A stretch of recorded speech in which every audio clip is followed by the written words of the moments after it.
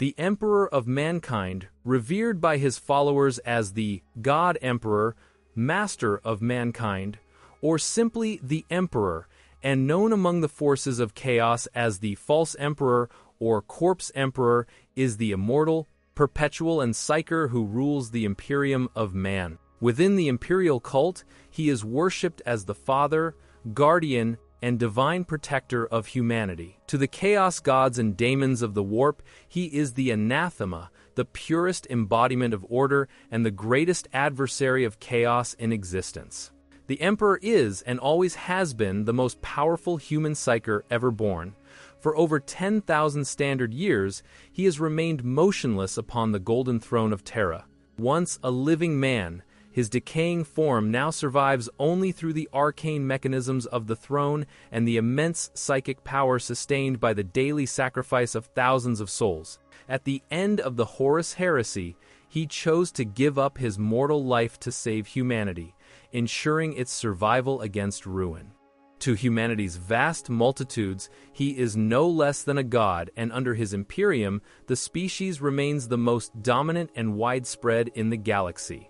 The Imperium ruled in his name by the High Lords of Terra, and countless imperial institutions has endured as a massive, oppressive empire. Though this has preserved humanity against innumerable alien, heretical, and chaotic threats, it has also brought about stagnation, tyranny, and fanaticism conditions that would have appalled the Emperor himself. Though he no longer responds to the physical world, his existence is vital to the Imperium's survival. His consciousness sustains the Astronomicon, a psychic beacon that allows faster-than-light warp travel across the stars. Thousands of psykers are sacrificed daily to maintain this beacon and feed his psychic strength. The Emperor is also believed to guide humanity through the Emperor's Tarot, a psychic instrument that can reveal glimpses of his will. Within the warp, his mind eternally battles the chaos gods, shielding reality from their corruption.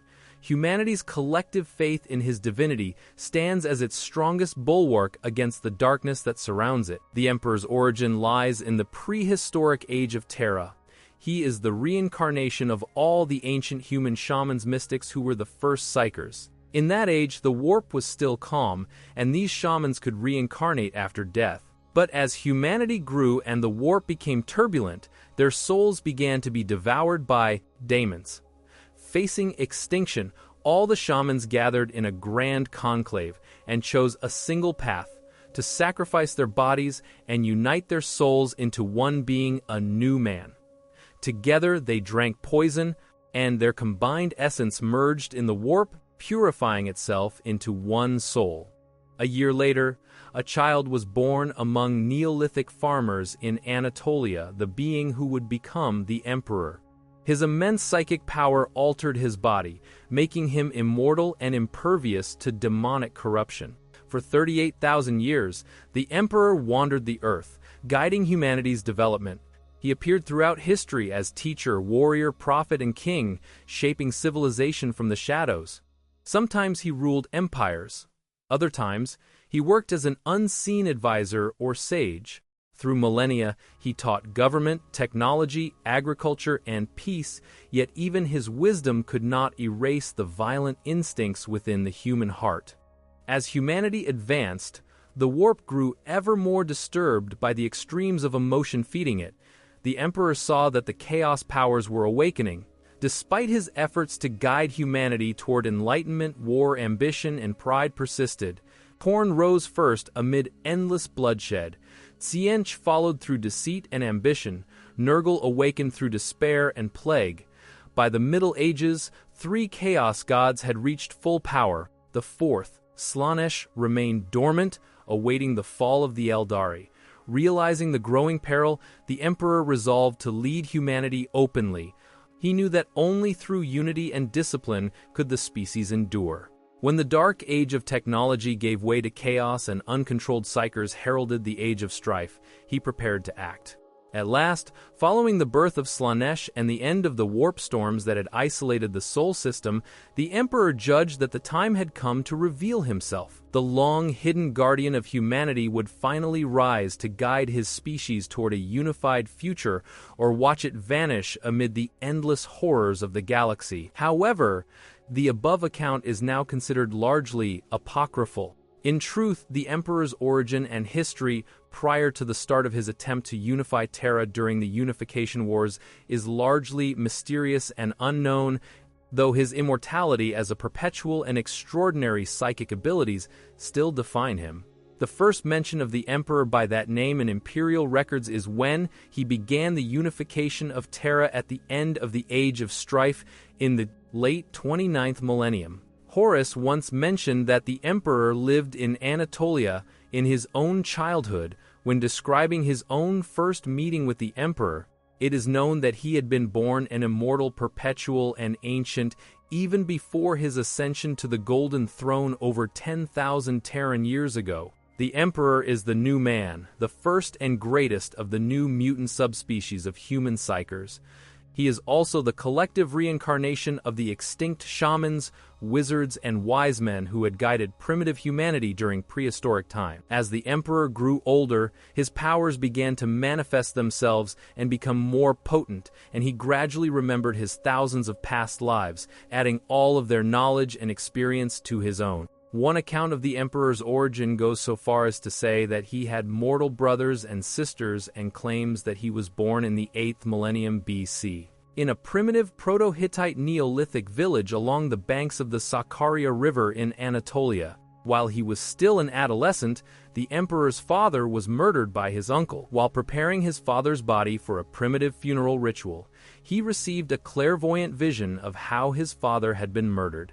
Later, the boy who would become the Emperor calmly approached his uncle and stopped his heart with a slight use of his telekinetic psychic abilities, displaying neither sorrow nor malice for the deed. According to the Emperor himself, this was the moment he realized that humanity needed law, order, and the guidance of a wise ruler to reach its full potential. At some time after his father's murder, he left his village for the first city of humanity, likely one of the Sumerian city-states of ancient Mesopotamia. For thousands of standard years before becoming the Emperor, he guided and watched humanity develop over the course of its history, assuming the guise of a large number of historical personages. He was aware that the darker extremes of human nature were feeding the growth of the chaos gods in the warp, and so he sought to promote peace and harmony on old Earth and thereby curb the growth of the ruinous power's strength. Whatever his true origins, the man who would become the Emperor was the most powerful psyker ever born among humans. Before the Emperor began his rise to power, he was also an anonymous perpetual, a member of a mutant branch of mankind, gifted with effective immortality due to extremely rapid and efficient cellular regeneration. Whether this ability of the perpetuals came about naturally or was artificially induced by some outside faction is unknown, but the Emperor was present during the time of humanity's prior star-spanning civilization in the period now named the Age of Technology by imperial historians. He was known to associate with other perpetuals like himself in that era. Among these was a woman named Olivia Sirica. Together, she, several other perpetuals, and the man who would one day become the Emperor traveled to the night world of Molech aboard a one-way void craft. There, they discovered a warp gate into the realm of chaos, which the future Emperor entered. Once within the Immaterium, he forged an unknown bargain with the Chaos Gods and was imbued with new powers and the knowledge required to ultimately create the Primarchs, superhuman beings whose creation would combine techniques of arcane genetic science with the energies of the warp. The Emperor left Sharika behind to look after the Moloch Warp Gate until such time as that world could be safely protected by the coming of the future Imperium of Man. Despite their willingness to strike a bargain with him early on, the Chaos Gods themselves later recognized the Emperor as their greatest enemy among all the intelligent beings of the galaxy, naming him the Anathema. Only at the end of the Age of Strife did the Emperor emerge from obscurity to take a more direct hand in the future of humanity, conquering the warring factions of mankind's homeworld during the Unification Wars that began in the late 29th millennium and ended in 712. M30 with the establishment of his direct rule over Old Earth. The Emperor accepted the deaths of the many innocents that resulted from his conquest with great remorse in order to achieve the greater good of unifying humanity and protecting it from the manifest predations of the warp. With the assistance of the ancient Mechanicum government on Mars, who joined with the Emperor and the people of Terra in the Treaty of Mars in 739, M30 that formally founded the Imperium of Man in the late 30th millennium, the Emperor created the first space marines and fleets of interstellar void ships that would carry his armies across galactic space. The objective was a great crusade that would unify all of the planets colonized by humanity during the Age of Technology prior to the Age of Strife into one Imperium of Man. The crusade would also subdue, destroy, or force into exile all intelligent alien races of the Milky Way.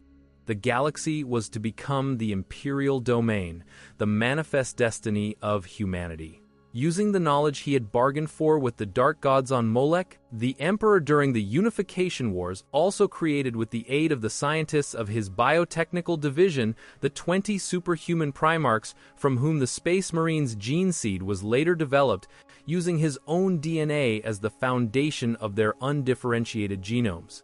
He intended them to serve as his primary military commanders, diplomats, and consuls for the Great Crusade. So, the Chaos Gods, however, sought to thwart the Emperor's grand plan even before his Jeanson's gestation within his subterranean genetic laboratories deep beneath the future Imperial Palace on Old Earth were complete. The Primarchs were sucked into the warp through the will of the Chaos Gods while still in their gestation capsules and scattered across the human-inhabited worlds of the galaxy. Even before their births, the Primarchs had already been touched by the power of chaos. During the course of the Great Crusade, all but 2 of the 20 Primarchs were successfully found and united with the Space Marine legions that had been created after their disappearances from the genetic material that they had left behind. As the Emperor traveled across the stars, some humans wanted to worship him as a god. However, he forbade this, proclaiming, "I am not a god. Rather than enslaving humanity, I want to free it from ignorance and superstition."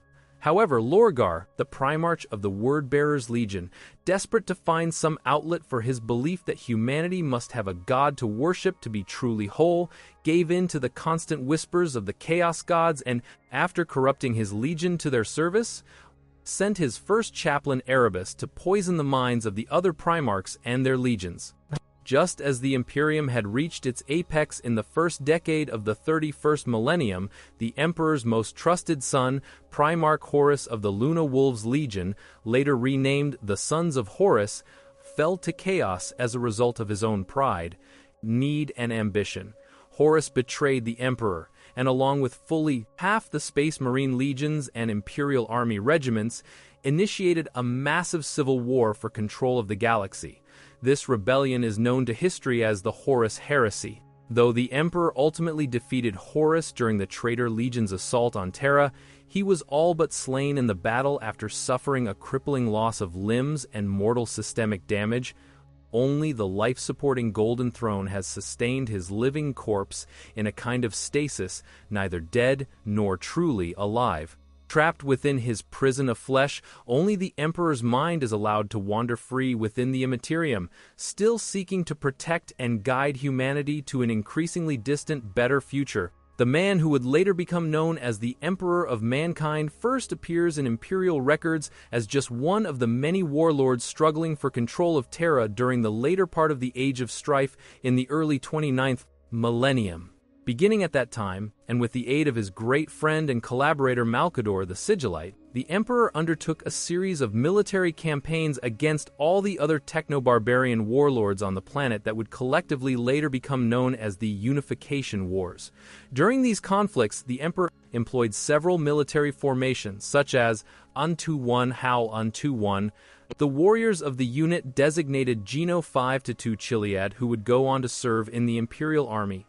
that consisted of genetically enhanced warriors to maximize his tactical prowess. The most powerful of these troops were the Proto-Astartes, known as the Thunder Warriors. Though physically the most potent of his creations, more deadly in combat than even the later Space Marines, the Thunder Warriors were far from perfect. Having been created from adult troops who had undergone a rapid process of genetic, bionic, and chemical augmentation, many did have difficulty coping with the physiological changes. Metabolic collapse leading to rapid death was not uncommon, and many Thunder Warriors were also prone to mental instability and even psychosis as they aged. These warriors played a significant role in the Emperor's eventual victory over all the other warlords of Terra, and led him to believe that his future plans to reunite mankind across the galaxy would require the creation of an even more potent core of genetically engineered military,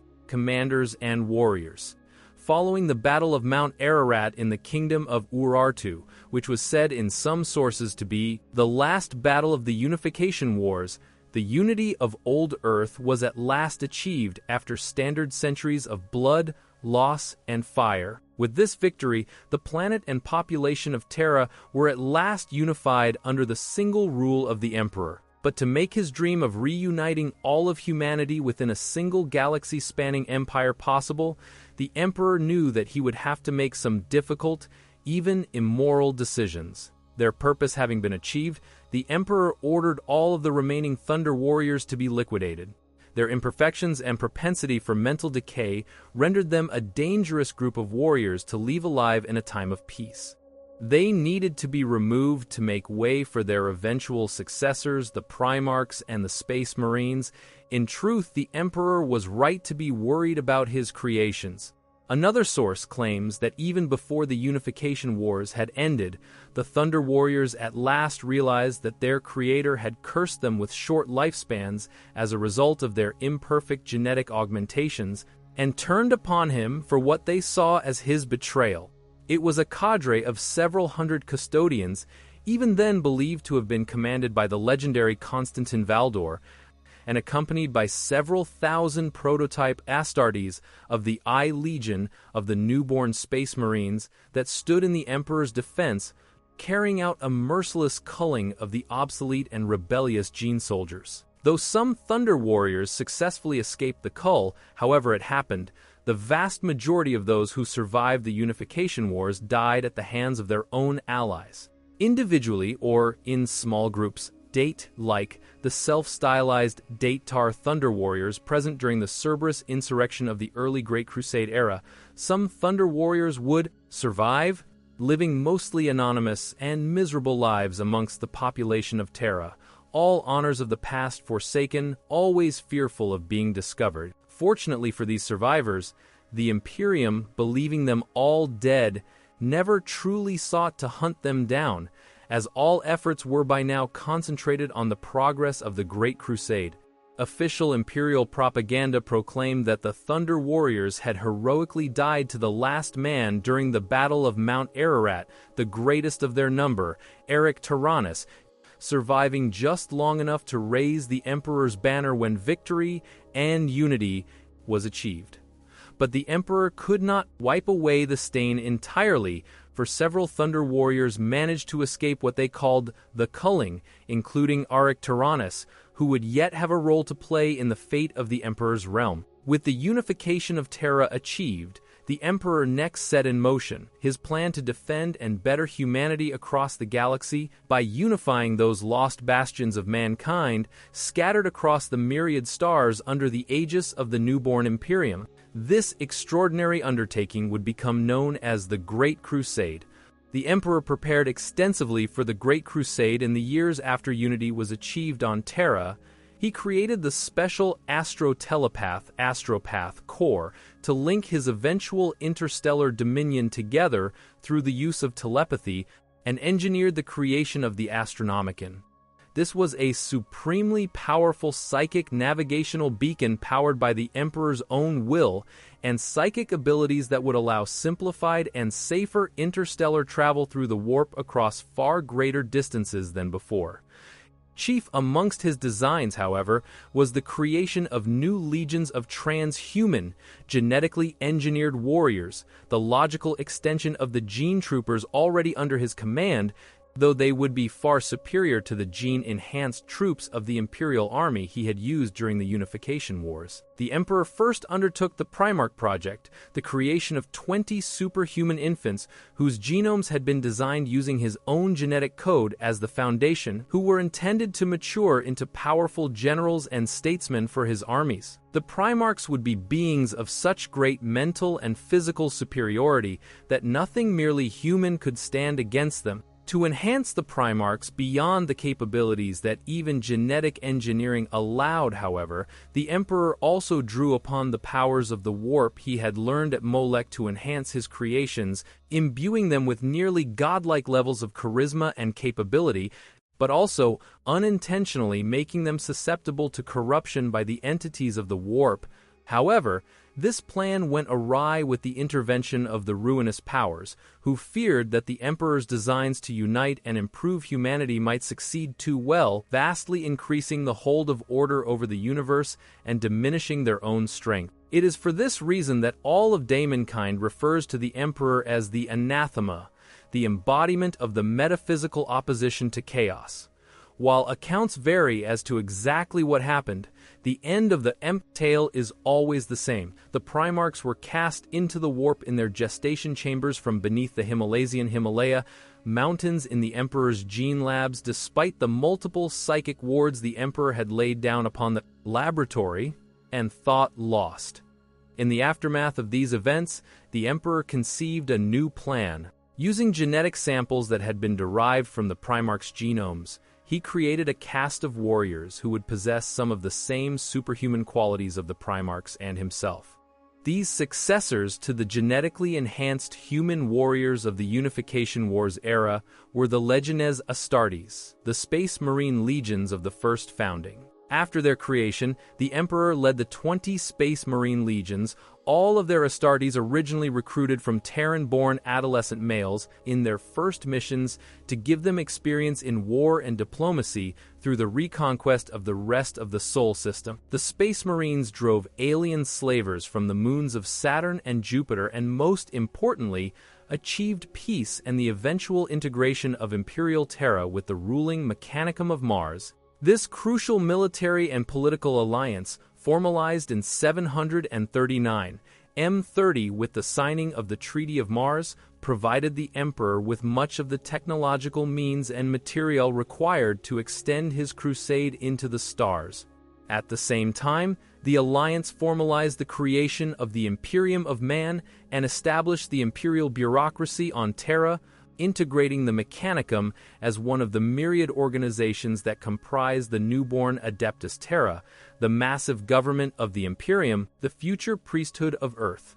With the final abatement of the warp storms caused by the birth pangs of the chaos god Slanesh and ended by the fall of the Aldari, the Emperor finally began the Great Crusade in ca. 798. M30 with the campaign remembered as the first pacification of Luna. The Emperor's forces, concentrated amongst a rapidly growing cadre of expeditionary fleets, rediscovered long-lost human colony worlds, cast out alien oppressors, and claimed vast new territories for the newborn Imperium to exploit across the galaxy. Perhaps most importantly, the Emperor, leading his crusade, rediscovered his lost sons, the Primarchs, as the expeditionary fleets pushed out deeper into the depths of unexplored space. Scattered across the galaxy, the Primarchs were found one by one over a period of many solar decades and reunited with their father and their own genetic sons in the Space Marine legions.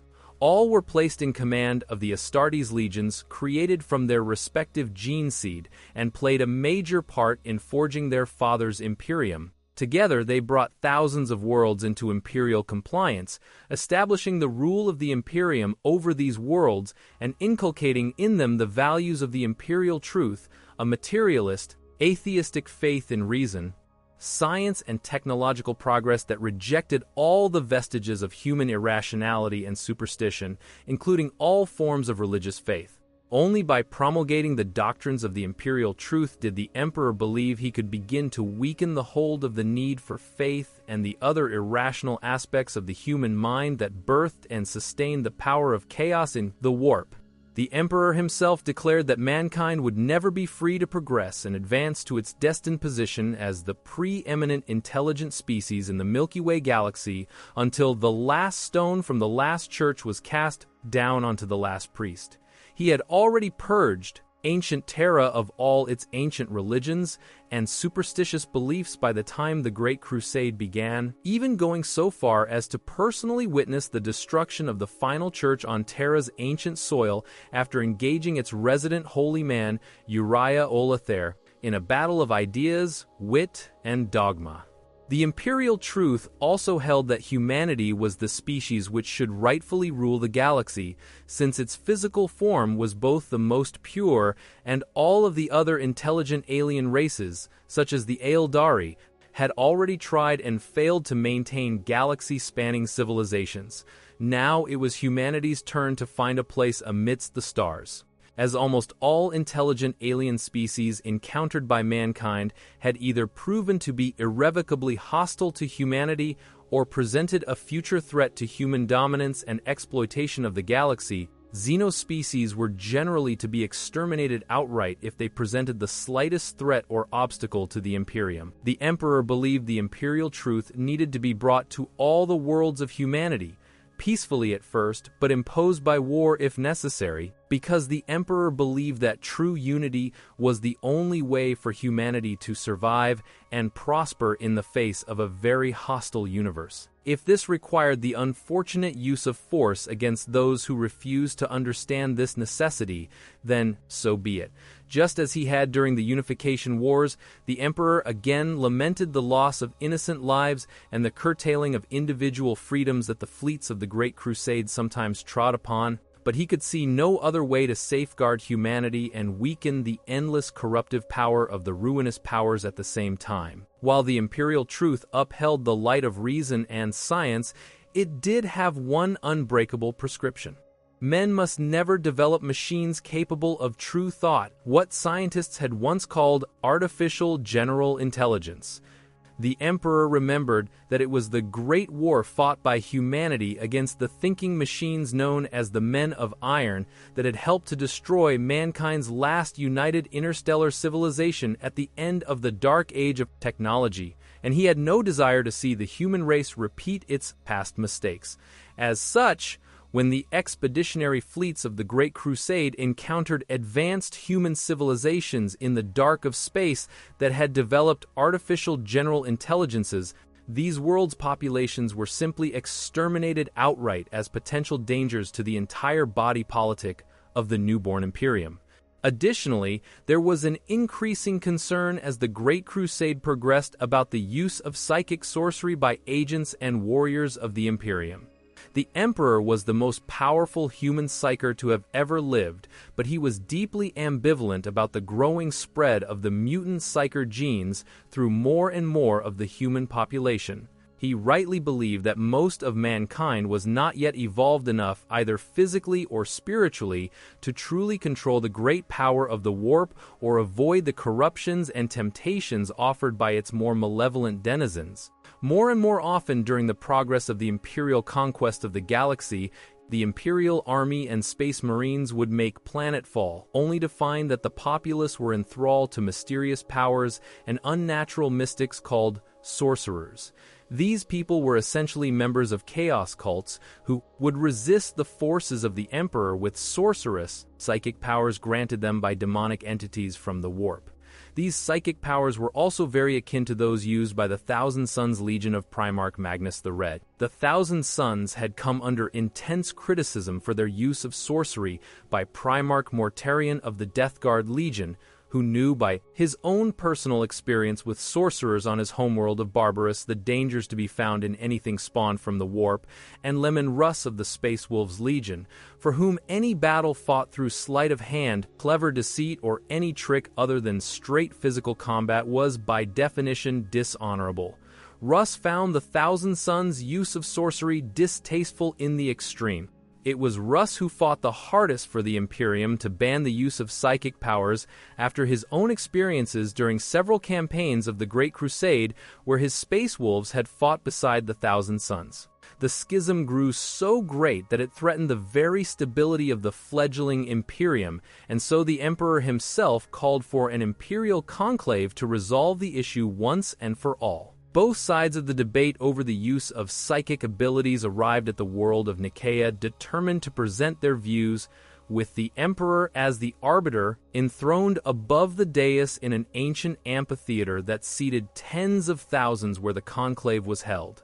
On one side of the question were the witch hunters like the Sisters of Silence, who presented their case by reciting a litany of human suffering inflicted upon the emperor's own subjects by sorcerers enslaved by what would eventually prod of their sisters, and one child did eventually later be recognized during the Horus Heresy as chaos, of gibbering mutants who had lost their humanity, and of cults and power-hungry men and women who turned their psychic gifts to dark purposes. All present were also aware of the terrible damage that had been done by uncontrolled and daemon-possessed psychers during the early days of the Age of Strife.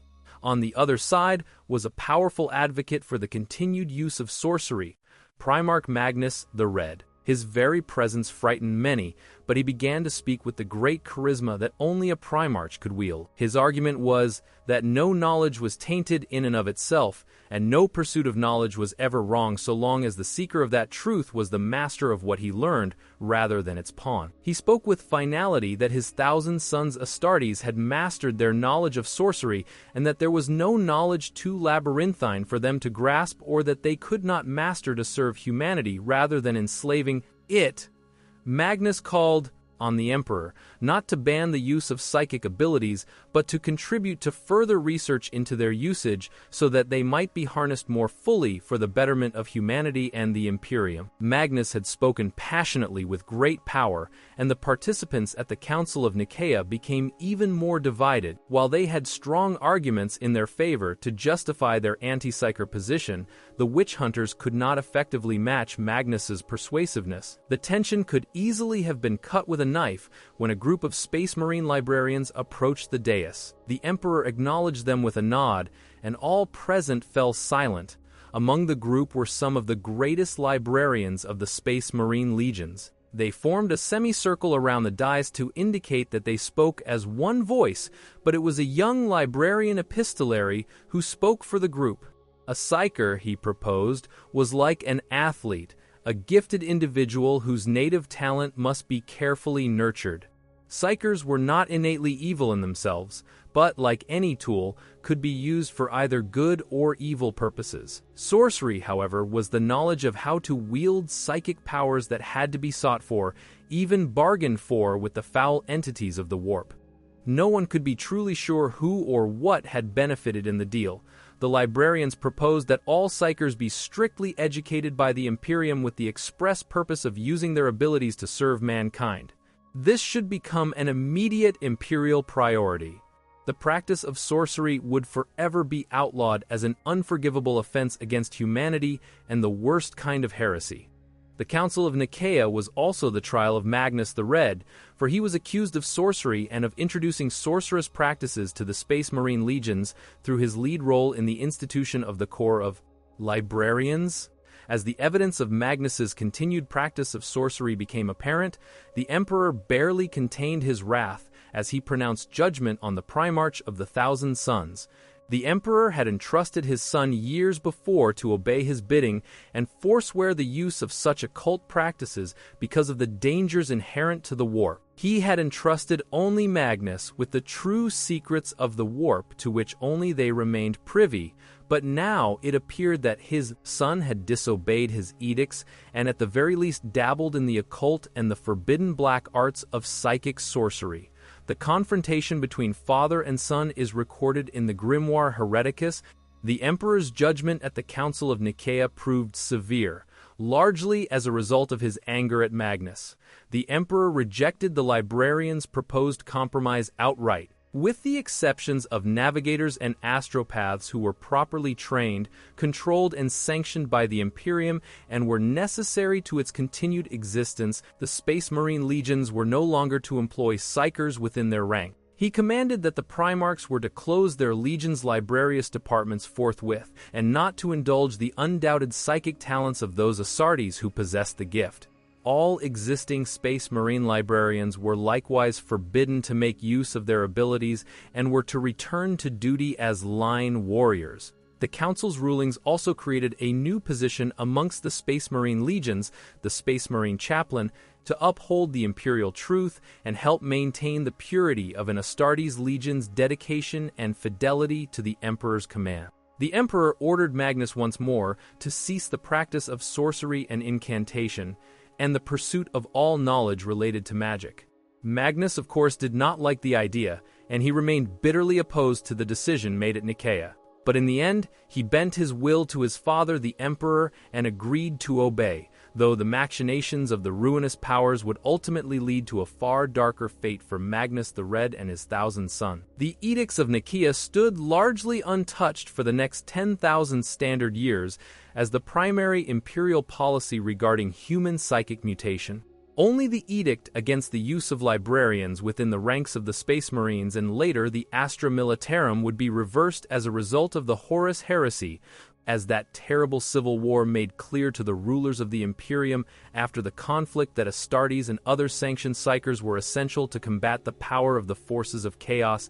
Approximately 2 standard centuries into the Great Crusade, the Emperor decided to return to Terra to oversee a special project that he intended to cap his ambitions for humanity. This was the secret Webway project, in which the Emperor planned to employ the assistance of a special artifact from the Dark Age of technology, the Golden Throne, that had been discovered on Terra beneath a huge and inhospitable desert on the continent of Asia. The Emperor planned to use the Golden Throne to enter and reshape the labyrinthine dimension of the Aeldari Webway to serve as a direct and instantaneous transport network between all the worlds of the Imperium. This human portion of the Webway would recreate the vast network of warp gates that had once bound together the Old Ones and the Aeldari's ancient interstellar empires and would allow humanity to advance at a more rapid rate, scientifically and economically, than at any other time in its history.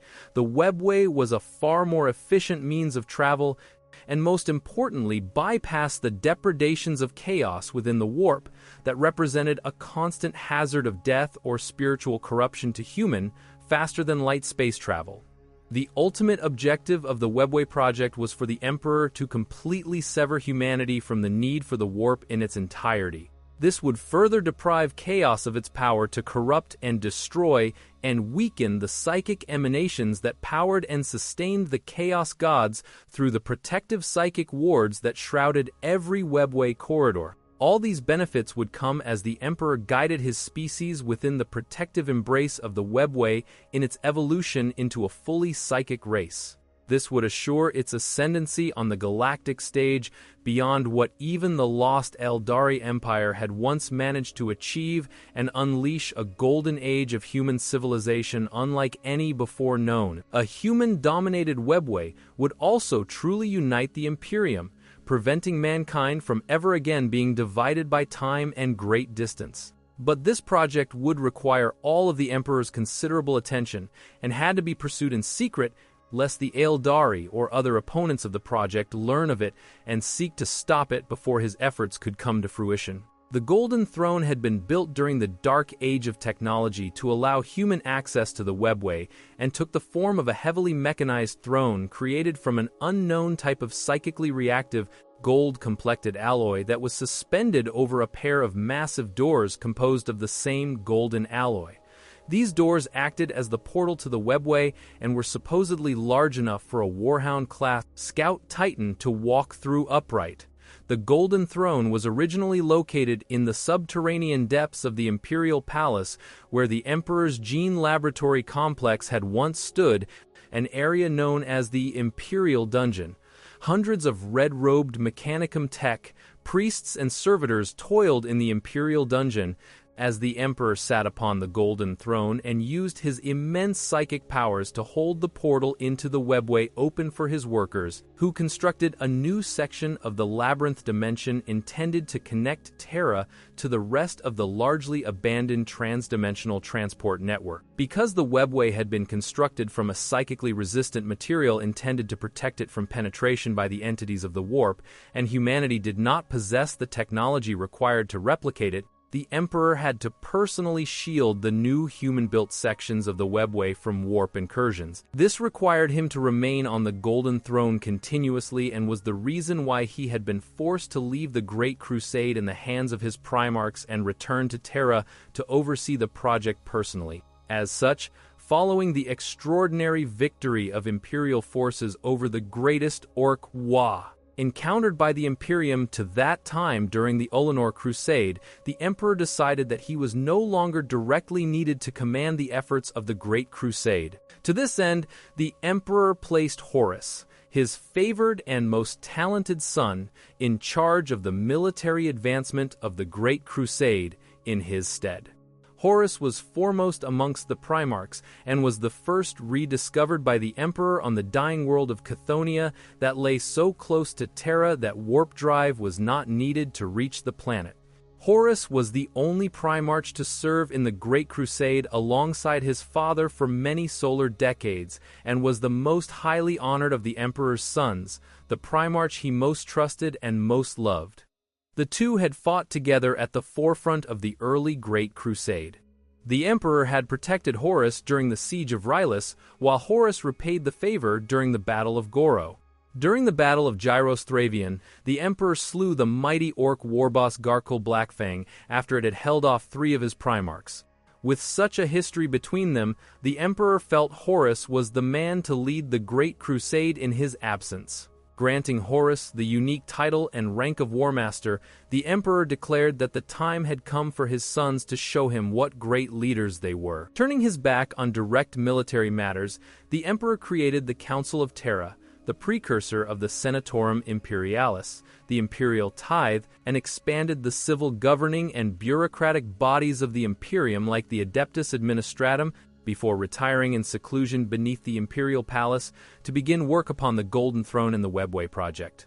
But the Emperor's decision to not tell his sons why he had retired to Terra, as well as his decision to begin shifting the Imperium's government out of the direct control of the Primarchs on the War Council and to the Terran, nobility and bureaucrats whom they detested, sowed the seeds of discord among the Primarchs. So, too, did disquiet over the Emperor's decision to raise Horus above his brothers by naming him the War Master and thus their commanding officer. From these seeds of ambition, pride, and jealousy, the Chaos Gods would find fertile ground to corrupt many of the Primarchs and bring on the horrors of the Horus Heresy. The Emperor, meditating on what actions to take against his treacherous son, the War Master Horus. This turn of events did not please all of the Emperor's subjects. Several of his Primarch gene-sons in particular, in the final stages of the Great Crusade, the Emperor's most trusted son Horus succumbed to the temptations of chaos. This seduction had been set in place over long solar decades by Primarch Lorgar and his Word-Bearers Legion. The idea of the pilgrimage, a journey to the legendary place where mortals could directly interact with the gods, was an ancient mythological trope on many human-settled worlds of the Milky Way galaxy, including Lorgar and the Word-Bearers' homeworld of Colchis. Of course, such a place, the Warp, did exist, and one could discover the primordial truth of the universe there, that is to say, that the Immaterium was dominated by the powerful psychic entities known as the Chaos Gods. Prompted by the so-called Pilgrimage of Lorgar to discover whether or not the gods, once worshipped by the adherents of the old faith of Colchis, actually existed, Lorgar journeyed with the Word-Bearers Legion's serrated sun chapter to what was then the fringes of known imperial space as part of the 1,301st Expeditionary Fleet of the Great Crusade.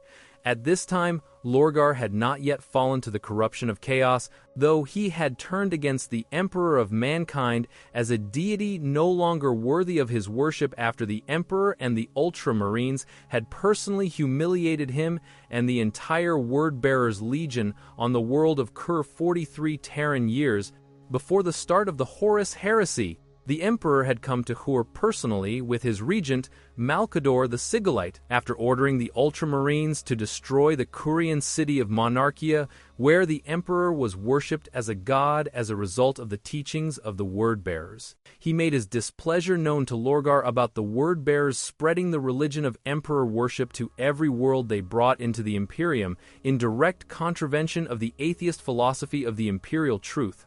The Emperor forced the entire Legion to kneel against their will through the use of his psychic might, and then explained that they were the only Astartes Legion to have failed his purpose during the Great Crusade.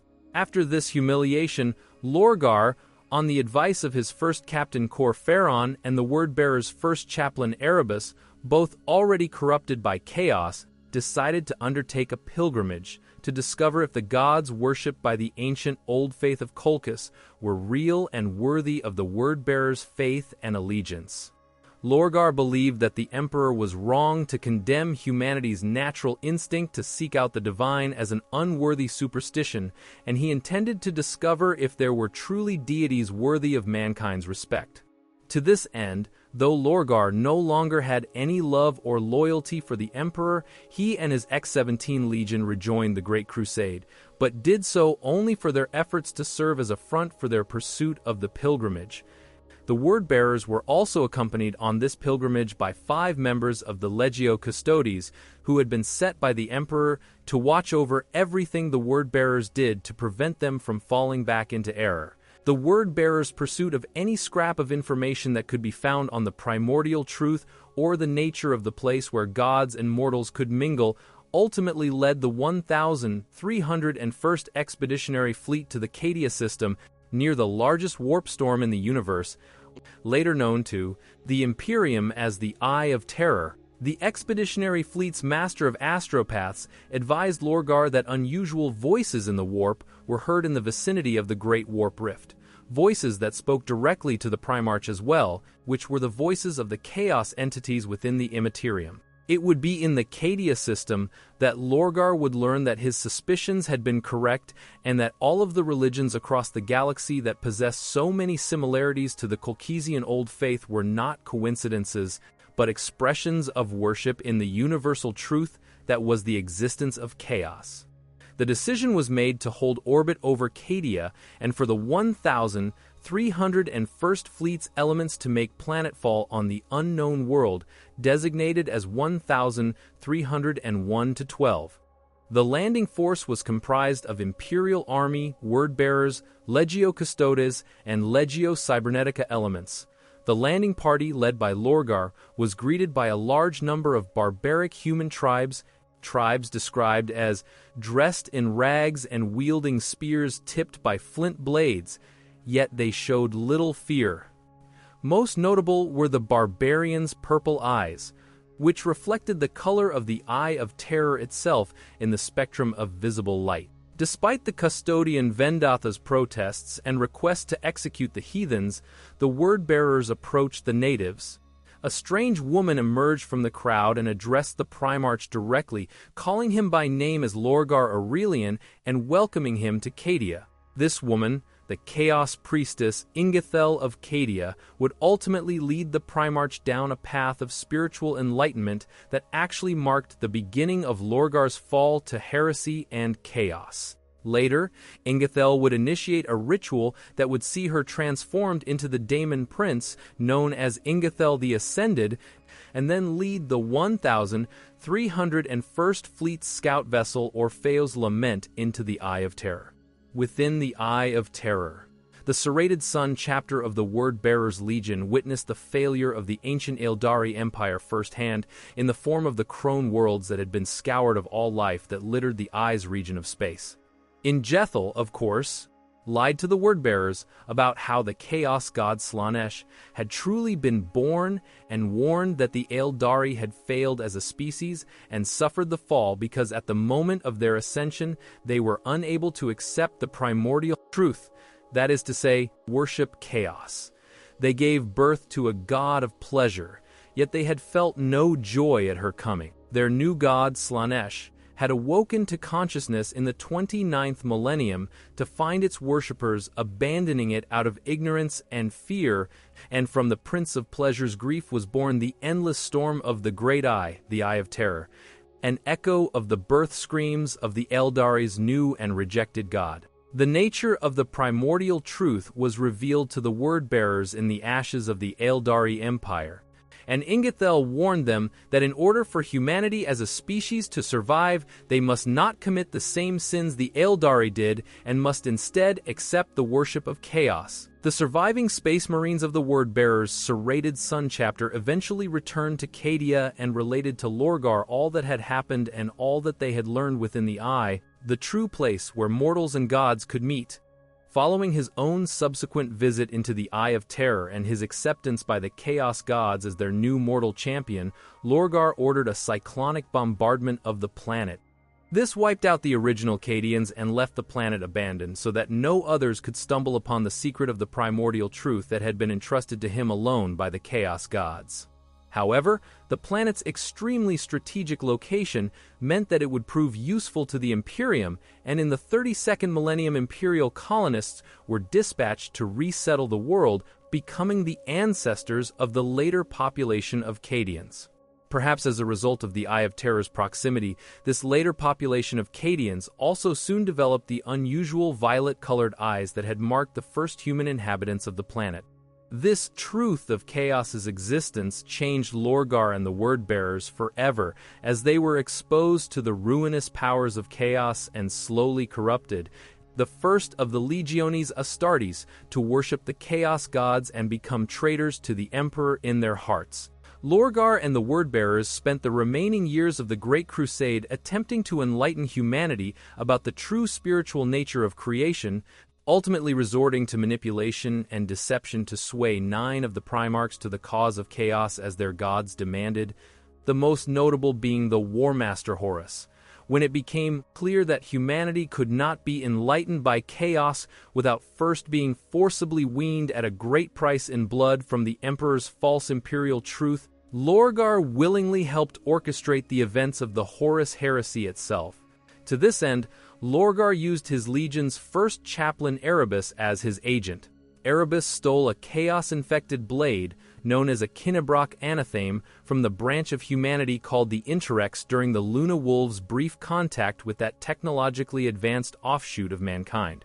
When Horus and the Luna Wolves personally arrived on the moon of the world of Davin to put down a rebellion against imperial authority led by the former planetary governor Eugen Temba, Erebus made sure that the anathema ended up in Temba's hands, where he could use it to wound Horus. Temba had become a servant of the Plague Lord Nurgle, and the moon of Davin was a decaying swamp filled with undead horrors like plague zombies, created from Temba's Imperial Army garrison who caused Horus and the Luna Wolves no small amount of grief. In a final confrontation on the bridge of his downed Imperial warship, Horus slew the vile Nurglite, but not before the anatheme bit deep into his flesh and delivered a toxin personally created by the Plague Lord, a poison so powerful that not even the Primarch's enhanced, superhuman immune system could successfully fight it off. In desperation, the Luna Wolves allowed Erebus to take Horus to the Davinite Lodge priests of the Temple of the Serpent Lodge,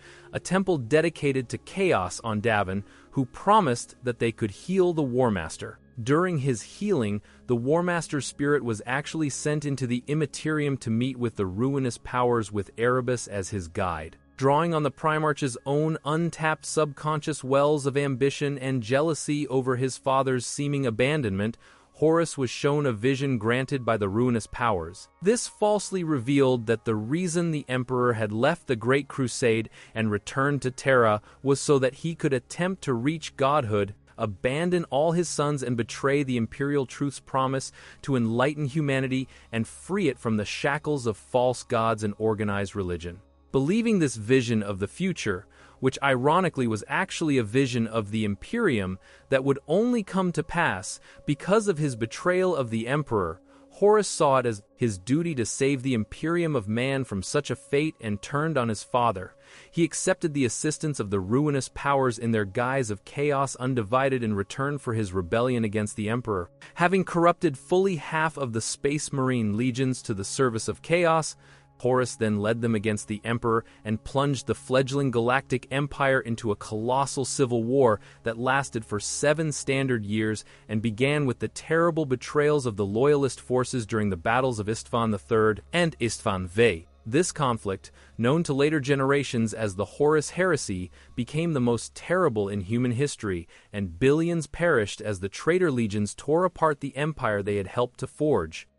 The climax of the conflict came during the Siege of Terra, when the traitor legions and the other forces of chaos that they led unsuccessfully assaulted the heart of the imperial palace itself. Unable to breach the inner palace and the throne room of the emperor due to the sacrifice of countless loyalist Astartes and the victory of Primarch Sanguinius over the bloodthirster Greater Daemon Kabanda, Horus feared that his forces were running out of time as loyalist reinforcements moved to reach Terra and relieve their compatriots. Hoping to force a final confrontation that would decide the course of the war once and for all, Horus deliberately dropped the void shield surrounding his flagship, the Vengeful Spirit, which stood in orbit above the imperial throne world. Throughout all the course of the Horus Heresy, the Emperor had been forced to remain on the mechanism of the Golden Throne. At the start of the Horus Heresy, Primarch Magnus the Red had violated the edicts of Nicaea to use sorcery to penetrate the psychic wards of the imperial palace and bring news of Horus's treachery directly to the Emperor. The Emperor had refused to believe Magnus's warning about his favored son, and instead came to believe that it was Magnus who had been corrupted by chaos because of his decision to continue to use sorcery in violation of imperial law.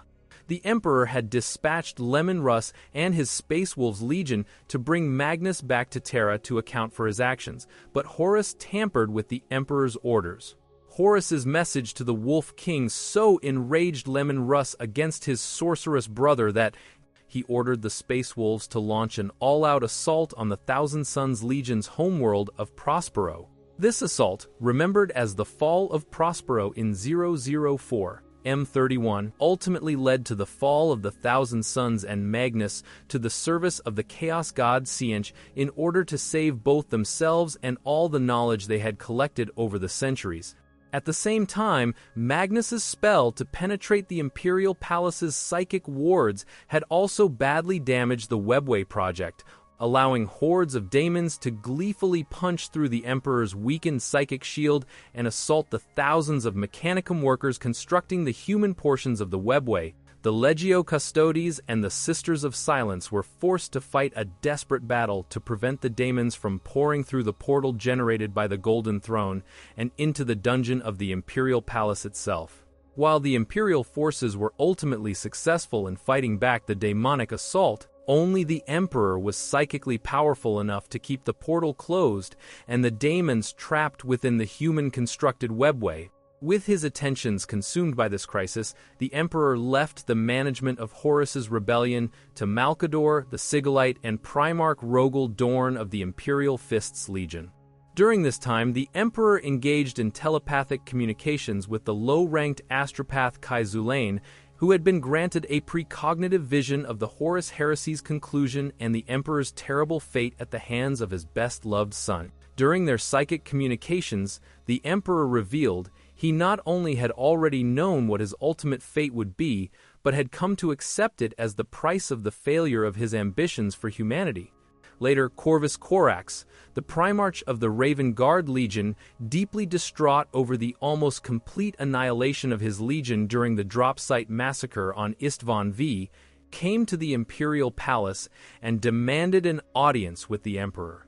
Diverting some of his attention from the strenuous task of maintaining the psychic defenses of Terra from the breach in the webway, the Emperor telepathically imbued the secrets of creating Astartes into his son's mind.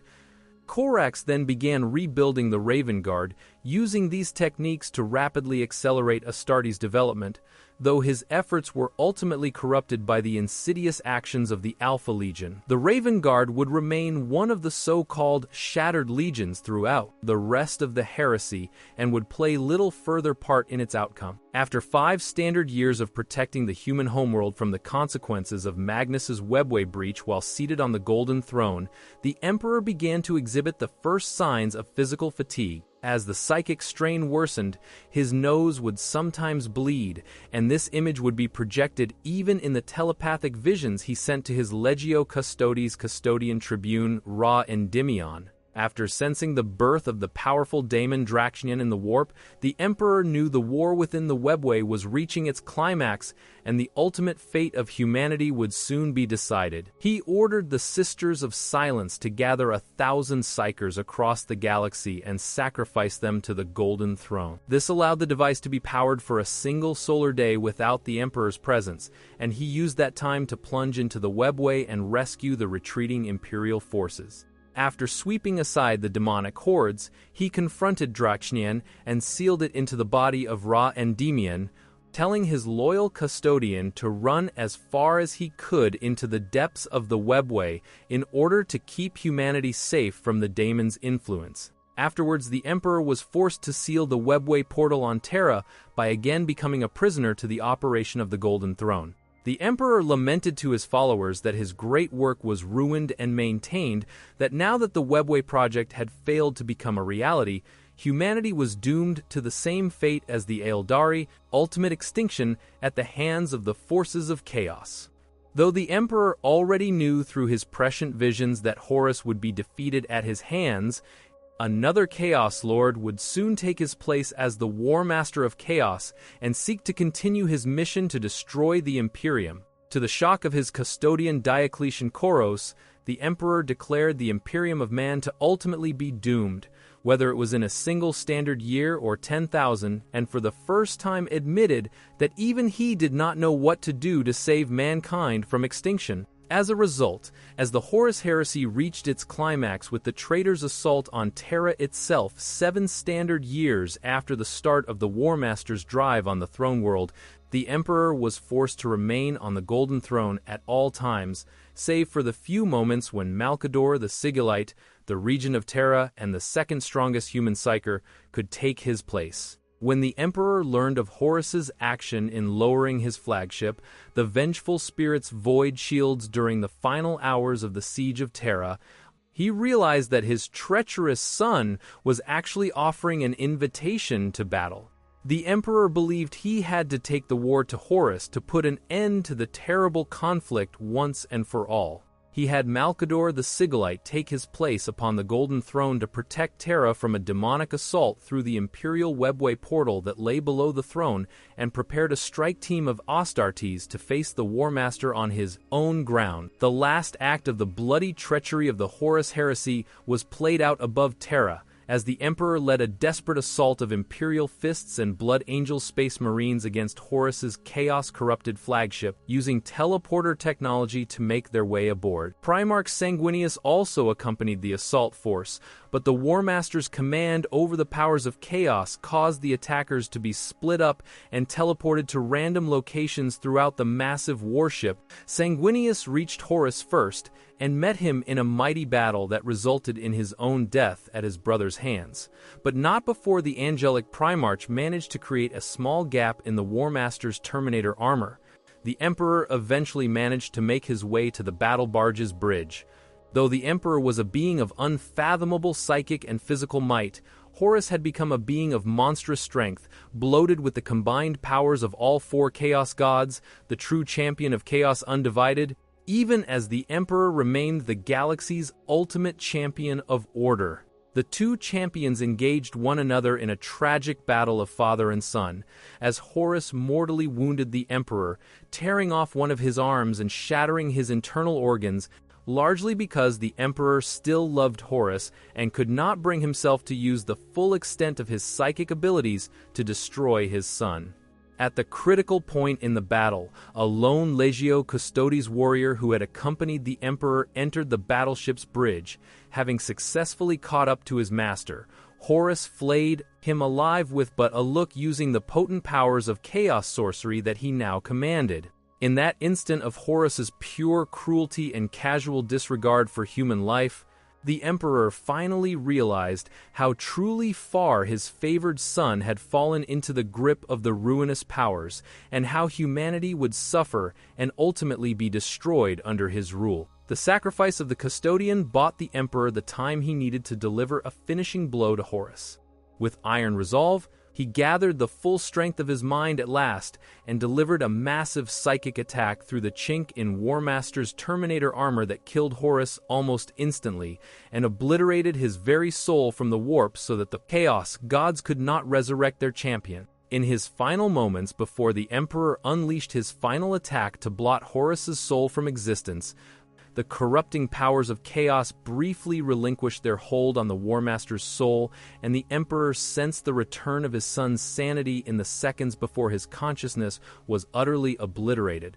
The Emperor felt only Horus's utter horror at what he had done under the influence of chaos and gratitude that he had at last been released from its grip before the Warmaster's psyche dissolved into shining motes of psychic energy, dispersed amidst the howling voices of the Immaterium.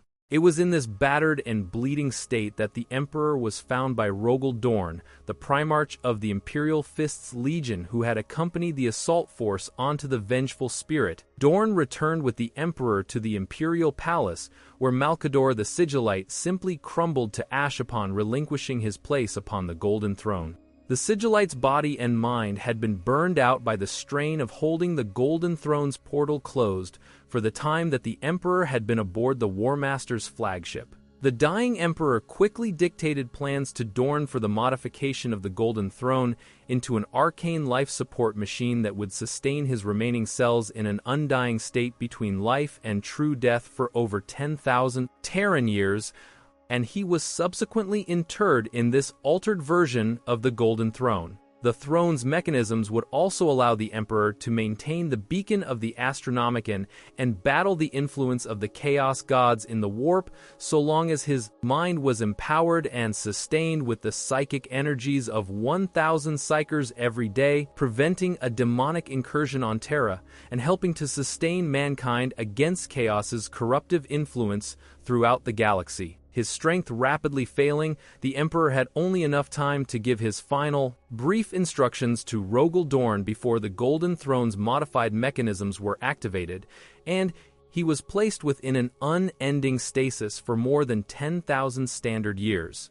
Only his mind remained active within the warp as his dying body continued to decay at a glacially slow pace. As mentioned above, the Emperor's shattered and mortally wounded body was discovered on the bridge of the Vengeful Spirit by the Primarch of the Imperial Fist Legion, Rogel Dorn, who, following the Emperor's instructions, oversaw his internment within the Golden Throne, the arcane psychic amplification device modified at the Emperor's own direction to also sustain his mind and decaying body. The Imperial cult, after its establishment as the state religion of the Imperium in the 32nd millennium, would later claim that this internment within the Golden Throne had been necessary so that the Emperor could leave the physical plane behind and ascend once more to his proper place in the Immaterium as the one true God of mankind after sacrificing himself to save humanity from the traitor Horus. The Emperor has remained in the Golden Throne since his ascension to this day, neither fully living nor wholly dead. Although the device was initially intended to be used as the nexus of the Emperor's secret project to utilize the Eldari webway for the good of humanity, the Golden Throne also now functions as a complex life support device and psychic amplifier, projecting the Emperor's mind into the warp and across the galaxy.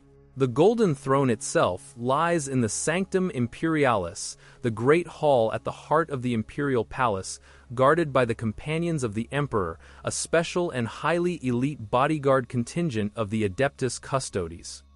The Emperor's decaying physical form is preserved by the vast arcane machinery of the Golden Throne, which itself is maintained by a legion of tech priests from the Adeptus Mechanicus.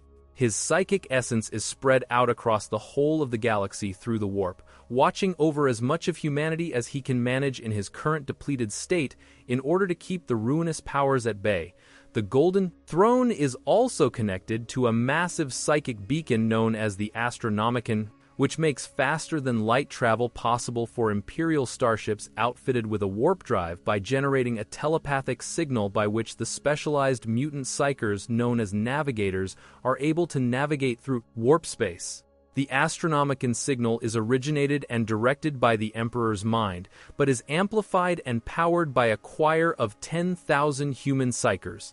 These individuals are selected for their psychic prowess, their ability to control their power, and are put to the task only after undergoing a rigorous process that includes their soul binding to the Emperor to strengthen their minds against possession by demonic entities. The life force of these psychers is consumed over the course of several solar months, 1,000 of whom die every day, which means that replacements must constantly be found and brought to Terra aboard the infamous black ships of the Adeptus Astra Telepathica, the Imperial organization responsible for regulating humans who possess the psychic mutation. The selected psychers are, for the most part, indoctrinated to accept their fate as their sacred duty for the Imperium, for they are too dangerous to those around them to be allowed to live, and the sacrifice of their life is the greatest good that they can do in service to the God Emperor. Those who prove less willing to give themselves for the glorious cause of mankind are sedated and their psychic life force fed to the power collection mechanism of the Golden Throne regardless. The Imperium must survive, regardless of the daily cost in lives. It is said that the Emperor's existence is one of endless pain and suffering, and that it is only his utter devotion to the human race that keeps him from accepting the death he now desperately longs to embrace. Should the Emperor die, then the Astronomicon will become useless, and humanity will no longer be able to safely travel through the warp using its current technology. Although this may be disputed by the fact that humanity traveled the stars before the Emperor sat upon the Golden Throne during the Dark Age of technology. The Imperium would then become fractured and disintegrate into civil war. The reliance on the Emperor's life force for guidance and protection, and the dedication of his subjects to prevent his death, is the foundation for the Emperor's divinity as held by the Imperial cult and countless billions of human beings across the galaxy. Only the Astartes of the Space Marine chapters do not openly believe the Emperor is divine, instead dimly remembering and honoring his determination to free mankind from the shackles of superstition and organized religion, even as they revere him as the founder of the Imperium and the greatest human leader in history. Yet something unexpected has happened. As the Imperium came under assault from the greatest conglomeration of the forces of chaos since the Horus Heresy, with the unleashing of Abaddon, the Despoiler's 13th Black Crusade in 999, M41, and the fall of the Tatar Edi, fortress world of Cadia, unleashing the Great Rift across the galaxy, one of the Emperor's sons, Primarch Robut Guilliman, has been reborn. Resurrected from the dreamless sleep of stasis in the Temple of Correction on his homeworld of Macragge during the Ultramar campaign by the technological genius of Archmagos Dominus Belisarius Cawl and the power of Aeneid, the Eldari god of the dead, Guilliman returned to the throne world during the Terran Crusade. He entered the Imperial Palace and spoke with his father, the Emperor, for the first time in 10,000 standard years. What passed between them remains unknown, but when Guilliman emerged, he took up the burden of leadership once more, becoming the Lord Commander of the Imperium, the de facto master of the High Lords of Terra. He launched the Indomitus Crusade, spearheaded by the newly created Primary Space Marines, to ensure that his father's empire would survive the coming of the Noctis Eterna, yet time may still be running out. In 999, M41, the Adeptus Mechanicus reported a terrible secret to the High Lords of Terra and the Adeptus Custodes. The highly advanced life support mechanisms of the Golden Throne have begun to fail, and the tech priests no longer possess the knowledge necessary to repair them. Unless some solution can be found or some miracle intervenes, the Emperor's mummified body will eventually die, and his mind and spirit will gutter out like a candle in the wind amidst the madness of the warp, leaving mankind all alone in the darkness. And then the predators will feast. In an ironic twist of fate for a man who fought throughout his life to move mankind away from superstition and religious faith, the Emperor of Mankind was already being worshipped as a living deity before the start of the Horus Heresy. The Primarch Lorgar of the Word-Bearers Legion had penned a book, the Lectitio Divinitatis, which laid out a compelling case for why the Emperor of Mankind was not a mere man but a god made flesh. It held that no mortal being could have accomplished all that the Emperor had in uniting the techno-barbarian tribes and nations of Terra and then reuniting much of the human-settled galaxy under his rule. Nor could a simple human being possess his extraordinary command of psychic abilities, his advanced scientific knowledge, which displayed an understanding of the universe on a primal level, or his immense compassion and goodwill towards all mankind.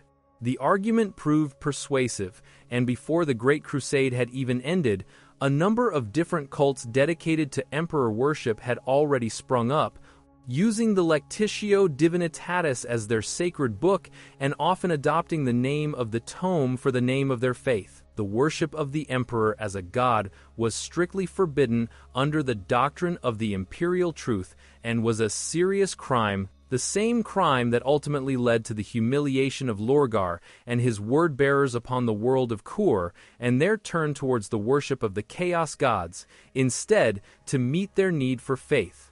While Lorgar ultimately repudiated the Lectitio Divinitatis and replaced it with the chaos-corrupted Book of Lorgar, millions of other men and women during the dark days of the Horus Heresy increasingly turned to the worship of the Emperor as a source of inspiration and strength to survive the many horrors of that time. The demonstrated power that devout worship of the Emperor gave to his followers to protect themselves and others from the demonic entities of the warp only furthered the spread of this new religion. Among the peoples of the Imperium, only the space marines of the Adeptus Astartes, who dimly remember the truth of the man from whom they are descended, do not worship the Emperor as a god. They prefer instead to venerate him as the pinnacle of what a human being is capable of achieving and an example to be followed. This refusal to worship the Emperor as prescribed by the Imperial Creed is also one of the reasons that the Astartes often come into conflict with the Ecclesiarchy and the Inquisition. At the end of the Horus Heresy, the Emperor's shatter form was interred within the cybernetic mechanisms of the Golden Throne so that his mind could still have a physical anchor in the material universe while it extended throughout the warp, eventually encompassing nearly the entire territory of the Imperium of Man. As the centuries passed, the worship of the Emperor only spread further, and by the 32nd millennium the once small cults of Emperor worshippers had been amalgamated into the Imperial cult, its teeming trillions of human believers served by the massive interstellar curia known as the Ecclesiarchy, or more formally as the Adeptus Ministorum, after it was accepted by the High Lords of Terra as the state religion of the Imperium. The Emperor of Mankind was now truly more than a secular ruler. He was the God Emperor, the one true God of all humanity. His will was interpreted and executed by the High Lords of Terra of the Senatorum Imperialis. His laws were enforced by the Adeptus Arbites. His body and his imperial palace were guarded by the Adeptus Custodes. His Adeptus Astartes defended the Imperium, and the Inquisition that he had directed Malcador the Sigillite to create at the start of the Horus Heresy had grown into a power unto itself, protecting the Imperium from the Emperor's enemies both without and within. Despite his protest to the contrary, the effect of trillions of human beings expressing a deep faith in his divinity has massively empowered the Emperor's mind and soul within the psychically reactive immaterium, where reality is shaped by the collective beliefs and unconscious desires of the galaxy's most populous intelligent species. The Imperial Creed teaches that far from being a defeat, the internment of the Emperor within the Golden Throne allowed his divine spirit to ascend so that he could guide and protect all humanity more directly, no longer confined by the limitations of the flesh. It is for this reason that the skull has become so prevalent in imperial iconography and architecture as a symbol of the emperor's sacrifice of his own life for the sake of his people. Whatever he may have been before the Horus Heresy, the Emperor now truly is a god within the warp, equal in power to any one of the four major chaos gods, and very likely as powerful as all four of them combined, as he has become perhaps the strongest spiritual force for order in the Milky Way galaxy. Though his body is a shattered wreck, more corpse than man, as long as the Golden Throne can maintain even the barest hint of his life functions, he will be able to maintain his presence within the warp, guiding and directing the psychic beacon known as the Astronomicon that is so vital to the Imperium's commerce, defense, and communications, even as his mind must claim the life energies of 1,000 human psychers a day to empower the beacon. As noted above, it is the Emperor's powerful mind, projected and amplified in the immaterium by the arcane mechanisms of the Golden Throne, that guides and maintains the psychic beacon of the Astronomicon. At the same time, despite his current decayed condition, the Emperor can still cryptically communicate his wishes to select psychers through the arcane medium of the Emperor's Tarot. He can also communicate through direct dreams and visions to select non-psychic human beings whose faith in him is strong enough to forge the necessary link. The Emperor can also provide a number of psychic protections against the powers of chaos and its daemons through the connection of faith, and he may be able to influence the physical universe in a number of other unexpected ways. For instance, it is widely believed in the Imperium that the warp storm, known as the Storm of the Emperor's Wrath that appeared in the Ultima Segmentum during the Age of Apostasy in the 36th millennium, was directly created by the will of the Emperor, the incarnate effect of his anger over the usurpation of the Imperium's government by the tyrant High Lord Goj Vandire. It is also believed that the Emperor's might within the warp directly holds the power of chaos at bay, and were the Emperor to be absent from the immaterium, chaos would break through the physical boundaries of the universe, transforming the entire galaxy into a realm of insanity and horror very much like the Eye of Terror. It is also known to a very few among the highest ranks of the Inquisition that within his throne room in the Imperial Palace, the Sanctum Imperialis, the Emperor possesses the power to directly manipulate reality, including the ability to relativistically slow or even stop the arrow of time outright. Yet the God Emperor is a tormented soul. Unable to interact more directly with his worshippers, he is horrified by what his Imperium has become over the last 10,000 years in the wake of the terrible wounds inflicted by the Horus Heresy and the ongoing threats to humanity from chaos, xenos, mutants, and the traitors within. The age of the Imperium has not delivered the golden age of mankind that the Emperor had hoped would result from all his efforts. Instead, the Imperium has delivered stability, but at the cost of technological stagnation and intellectual regression, political repression, constant exploitation of the many by the few, rabid xenophobia, and often savage religious intolerance. All the evils of humanity that the Emperor had hoped to bring to an end have only proliferated during the 10,000 Terran years that the Imperium has ruled the human race in his name. Yet the Emperor endures in his endless pain, knowing that his death would cripple the Imperium and deny humanity both the limited guidance he can still offer and the protection he provides against chaos. The Emperor fears that without him, humanity will not survive. For this reason, despite all its imperfections, he allows the Imperium to endure in its degraded state. On rare occasions, the Emperor works through his chosen servants to make the lot of humanity a little better. He fans the embers of hope among mankind as the time of ending draws nigh and the Golden Throne's mechanisms wind down like a broken watch. The concept of the Star Child in relation to the Emperor is similar to that of the Eldari's potential god Yennead, the Lord of the Dead, who, according to their belief, will form in the infinity circuits of the Eldari craft worlds when the last of their race has died on the physical plane. The belief in the Star Child is currently considered by the Inquisition to be a vile heresy spread by chaos cultists of Tsench, though the truth of the matter might be otherwise. The concept has two aspects.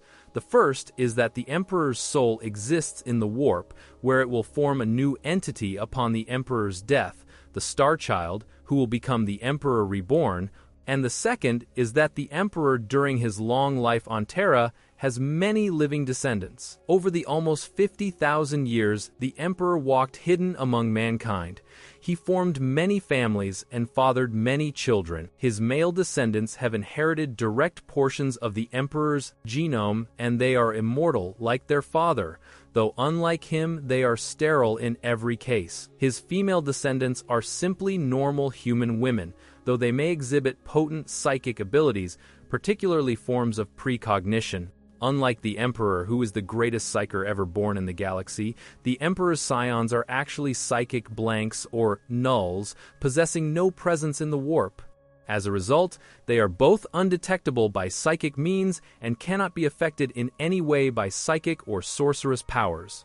A hidden group within the Imperium that call themselves the Illuminati know of the existence of the Emperor's scions and are also aware that the Emperor is failing as his life slowly gutters out despite the creaking ministrations of the Golden Throne. They also know of the fall of the Eldari, which gave birth to the chaos god Slaanesh, and seek to prevent mankind's own fall to chaos. The fall of humanity to the ruinous powers would create a new, fifth major chaos god in the Immaterium, and with its birth, the warp would once again intrude into real space for a number of millennia, encompassing the entire galaxy in massive warp storms, as during the Age of Strife. The Illuminati, who as a group are those incredibly rare individuals who manage to actually survive and defeat a demonic possession of their bodies through sheer willpower, seek out the Emperor's descendants and tell them of their true heritage.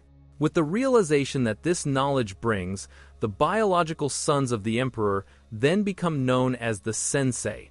The Illuminati gather the Sensei together, protect them from the Inquisition, and pave the way for the rebirth of the Emperor. Their plan is ultimately to sacrifice the Sensei to the Emperor, possibly at the moment the Emperor's body finally fails upon the Golden Throne. He will be renewed by the Sensei's life forces and will be reborn and regenerated as the Sensei Emperor to again lead his race in person, stepping renewed from the Golden Throne. The Starchild background was introduced in the original version of Warhammer 40,000 and dismissed as heretical in the 3rd edition in favor of the more vague Iron Men and Stone Men history of an ancient cybernetic conflict between humanity and a race of artificial general intelligences they created during the Dark Age of technology. The Emperor is the incarnation of the extinct shamans of ancient Earth who, with their prophetic powers and connection to the warp in its natural and uncorrupted form, had guided the various peoples of ancient humanity. According to the Illuminati's beliefs,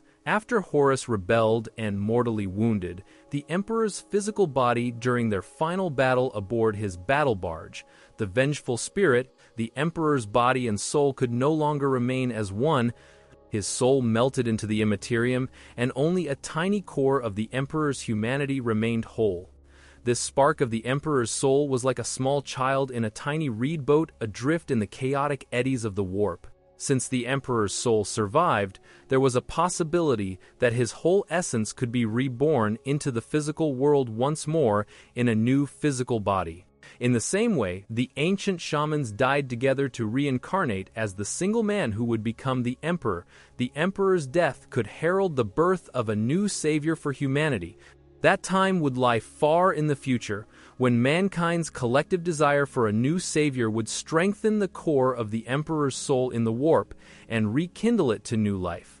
The soul of the Emperor adrift in the warp is the being referred to by the Illuminati as the Starchild. The humans that were left in charge of the Imperium after the Horus Heresy and the loss of all the Primarchs had no real understanding of what had happened to the Emperor. Though the Emperor's body continued to live within the Golden Throne and his potent mind continued to be a beacon for humanity in the form of the Astronomicon, his soul is a new, benevolent god of the warp, the god of humanity, waiting to be born. And the Starchild is also believed by some Illuminati to be the pure compassion of his soul, which the Emperor thrust from himself into the warp in order to possess the determination required to eradicate the soul of his most beloved Primarch, and Jensen, the War Master Horus. The Imperial Inquisition, particularly its daemon-hunting Ordo Malleus, has always been at war with the Sensei, the Emperor's sons. In 997, M41 Inquisitor Fortes reported that he and his colleagues Alexio and Credo determined that the Temple of the Starchild on Level Nor IV consisted of unwitting pawns of Siench, so they liquidated it. It is this incident which has led the Inquisition to currently consider any belief in the Starchild to be a heresy promulgated by the followers of the Lord of Change to lead Imperial citizens astray. It has been noted in some Imperial sources that the ammunition for the Inquisition and Grey Knight's psych-cannons and psych-out grenades derive their anti-psychic effect from being impregnated with extremely rare negative psychic energy, the only known source of this energy being the byproducts of the Emperor's metabolism removed daily by the Golden Throne. Other Imperial sources note that the Inquisition has discovered this energy can also be produced from the rendered-down bodies of the Sensei. The Thorian faction of the Inquisition believes in a similar resurrectionist concept to that of the Starchild concerning the Emperor's eventual rebirth and reincarnation called the God Incarnate. These Inquisitors hold that the Emperor's divine essence in the warp may be transferred to a physical vessel, a specially chosen human receptacle known as a divine avatar. One True Armor. The One True Armor is the name of a specially crafted suit of golden auramite power armor worn by the Emperor during Great Crusade and Horus Heresy. After his wounding by Horus during the Siege of Terra, it is said that the Emperor's armor was removed and melted down by his own order to create badges that would honor the Imperial Fist's Terminators that had fought beside him aboard the Vengeful Spirit. Fragments of the One True Armor were placed inside the Crux Terminatus badges worn by especially honored Space Marine Terminators. Meanwhile, all of the Cruxes Terminatus granted to the Astartes of the Grey Knights also contain a shard of the Emperor's armor. The right gauntlet of the One True Armor is currently in possession of the Dark Angels chapter, who use it to create thousands of Crux Terminatus badges for themselves and their successors among the Unforgiven. Emperor's Sword. This famed sword was wielded by the Emperor himself during the Great Crusade and was passed on to the resurrected Primarch Robout Guilliman, after he assumed the mantle of Lord Commander of the Imperium for the second time in 999. M41, in the wake of the 13th Black Crusade and the Ultramar campaign by the Archmagos Dominus Belisarius Cawl, the weapon had been kept safely in Cawl's possession on Mars for over 10,000 standard years since the end of the Horus Heresy and Guilliman's first tenure as the Lord Commander. Touched by the Emperor's own psychic might, this finely wrought, master-crafted blade is lit from hilt to tip with leaping flames. When it is swung, the burning blade draws pyrotechnic arcs through the air, able to slice through the stoutest of armor with ease. Emperor's Shield. This auramite shield was once wielded by the Emperor himself, and aside from its indomitable protective powers, it reflects the force of any incoming attacks right back at its wielder's foe with a sonorous boom. It was later lost through unknown means and came to rest in the warp. It was found there by the Dark Angels Primarch, Lion L. Johnson, after he recovered it from a shape-shifting daemon that was guarding it within a domed structure the Lion found in the subrealm of the Immaterium called Mirror Caliban after he reawakened beneath the rock in the era. Indomitus. L. Johnson then wielded it throughout his travels across the human-settled galaxy to aid its people in defending themselves from the forces of chaos and Xenos. Emperor's Lightning Claw. The Emperor's Lightning Claw is a lightning claw that was usually seen wielded on the Emperor's left hand during the Great Crusade and Horus Heresy. Its appearance varies greatly in depictions, and it may actually have had anywhere from between 3 to 5 claws.